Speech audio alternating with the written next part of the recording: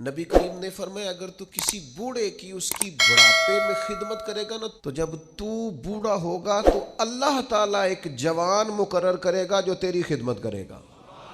آپ نے خدمت کی اور حضور فرماتے ہیں پھر اللہ ڈیوٹی لگائے گا بندے کی۔ آپ نے بوڑھے کی خدمت کی اور جب آپ بوڑھے ہوئے تو آپ کی جو ذمہ داریاں تھیں وہ اللہ کے ذمہ کرم پہ چلی گئیں۔ اللہ نے بندہ مقرر کیا ہے، اللہ نے۔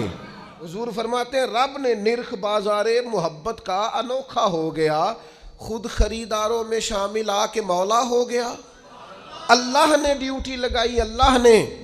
اس نے ایک بوڑھے کی خدمت کی تھی، اب ایک جوان اللہ مقرر کرے گا۔ اور اس حدیث میں تصریح نہیں فرمائی، یہ ترمذی کی ہے، تصریح نہیں کی کہ وہ بیٹا ہی ہوگا، بھتیجے کی بھی ڈیوٹی لگ سکتی ہے، کسی شاگرد کی بھی لگ سکتی ہے، کسی گلی محلے میں بھی کسی کے دل میں اللہ بات ڈال دیتا ہے کہ تو اس کی خدمت کر، شرط یہ ہے کہ پہلے تو نوکری کر، ڈیوٹی کر۔